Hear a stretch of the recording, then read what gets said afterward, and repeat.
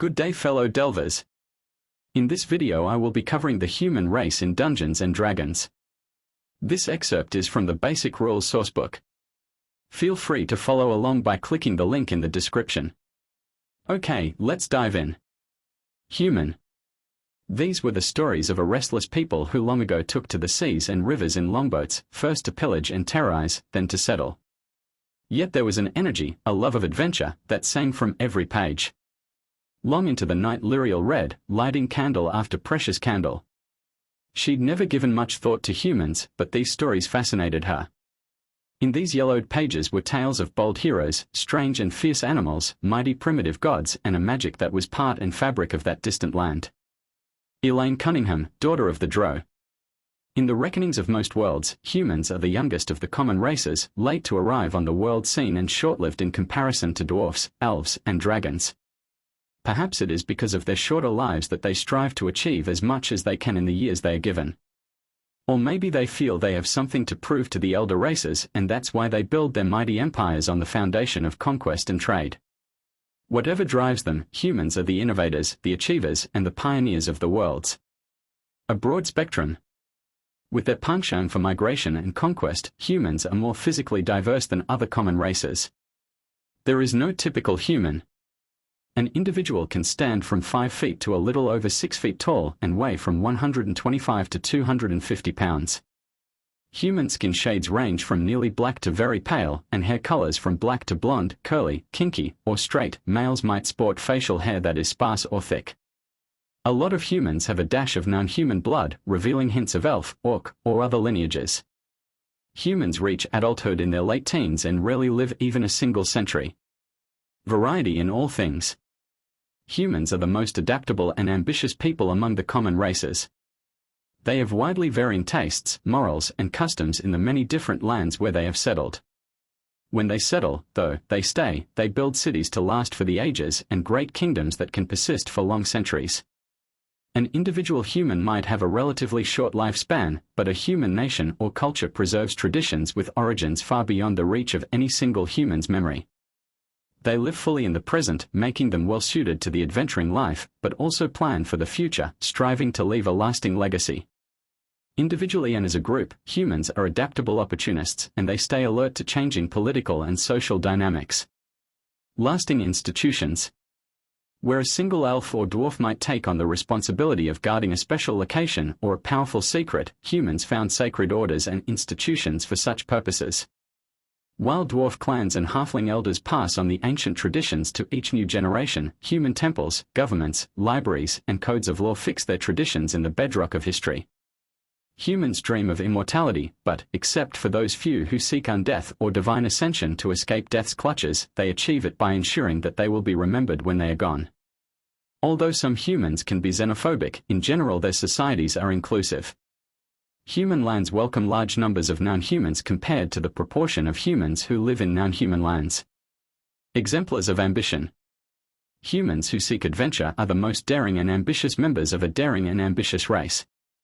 They seek to earn glory in the eyes of their fellows by amassing power, wealth, and fame. More than other people, humans champion causes rather than territories or groups. Human names and ethnicities. Having so much more variety than other cultures, humans as a whole have no typical names. Some human parents give their children names from other languages, such as Dwarvish or Elvish, pronounced more or less correctly, but most parents give names that are linked to their region's culture or to the naming traditions of their ancestors. The material culture and physical characteristics of humans can change wildly from region to region. In the Forgotten Realms, for example, the clothing, architecture, cuisine, music, and literature are different in the northwestern lands of the Silver Marches than in distant Termish or Impelta to the east, and even more distinctive in far-off Karatiua. Human physical characteristics, though, vary according to the ancient migrations of the earliest humans, so that the humans of the Silver Marches have every possible variation of coloration and features. In the Forgotten Realms, 9 human ethnic groups are widely recognized, though over a dozen others are found in more localized areas of Faerun. These groups, and the typical names of their members, can be used as inspiration no matter which world your human is in. Kalashite. Shorter and slighter in build than most other humans, Kalashites have dusky brown skin, hair, and eyes. They are found primarily in southwest Faerun. Kalashite names, male Asir, Bardid, Hazid, Kemd, Memon, Sudaimon, Zashir, female Adala, Seedal, Hama, Jasmal, Milal, Sipra, Yeshera, Zashada, surnames Bosha, Jumain, Jason, Colored, Mostana, Pasha, Rain. Chondathan. Condathans are slender, tawny-skinned folk with brown hair that ranges from almost blonde to almost black. Most are tall and have green or brown eyes, but these traits are hardly universal. Humans of Chondathan descent dominate the central lands of Faerun, around the inner sea. Chondathan names, male Darvin, Dawn, Avenda, Gorstag, Grim, Helm, Malak, Morn, Randall, Stead, female Arvine, Esfali, Jessel, Kerry, Lurine, Miri, Rowan, Chandri, Tessely, surnames Amblecrown, Buckman, Dundragon, Evanwood, Grey Castle, Tolstag. Damaran. Found primarily in the northwest of Faerun, Damarans are of moderate height and build, with skin hues ranging from tawny to fair. Their hair is usually brown or black, and their eye color varies widely, though brown is most common. Damaran names, male Bor, Fodel, Glar, Grigor, Igan, Ivar, Kosef, Myval, Oral, Pavel, Serja, female Alethra, Kara, Katernan, Mara, Natali, Olma, Tana, Zora, surnames Bursk, Chernin, Dotsk, Kulinov, Mask, Nemetsk, Shamuv, Starag. Illuskan. Illuskans are tall, fair-skinned folk with blue or steely grey eyes. Most have raven black hair, but those who inhabit the extreme northwest have blonde, red, or light brown hair. Illuskan names, male Ander, Blath, Bran, Frath, Geth, Lander, Luth, Malsa, Stor, Taman, Earth, female Amafrey, Betha, Sefri, Kethra, Mara, Olga, Silafri, Westra, surnames Brightwood, Helda, Hornraven, Lackman, Stormwind, Windriver. Mulan. Dominant in the eastern and southeastern shores of the inner sea, the Mulan are generally tall, slim, and amber-skinned, with eyes of hazel or brown. Their hair ranges from black to dark brown, but in the lands where the Mulan are most prominent, nobles and many other Mulan shave off all their hair. Mulan names, male Aoth, Beres, Eputkai, Ketheth, Mund, Ramas, Sokehur, Thazada, Yuhur, female Arizima, Chadi, Nephis, Nulara, Murethi, Sephris, Thola, Umara, Zolis, surnames Ankalab, Ansgold, Fezin, Harpet, Nathandon, Separate, Uthract. Rashemi. Most often found east of the inner sea and often intermingled with the Mulan, Rashemis tend to be short, stout, and muscular. They usually have dusky skin, dark eyes, and thick black hair.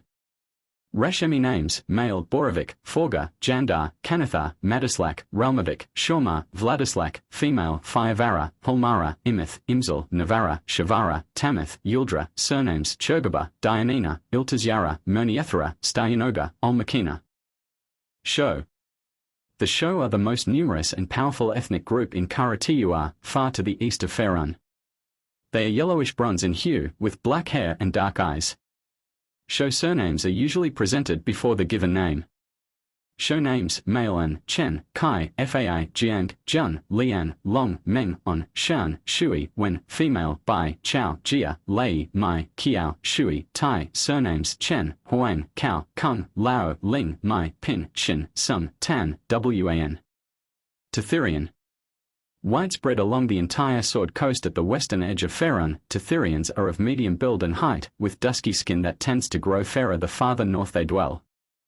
Their hair and eye color varies widely, but brown hair and blue eyes are the most common. Tetherians primarily use Chondathan names. Turami. Native to the southern shore of the inner sea, the Turami people are generally tall and muscular, with dark mahogany skin, curly black hair, and dark eyes.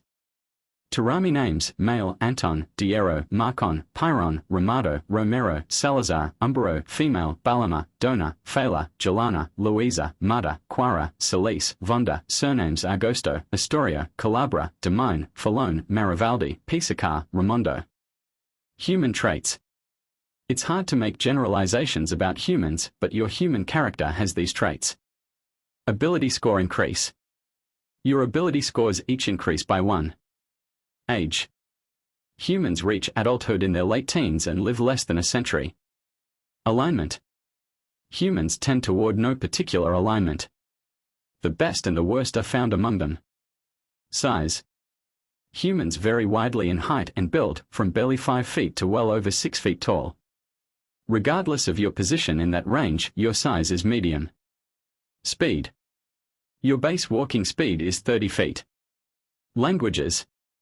You can speak, read, and write common and one extra language of your choice.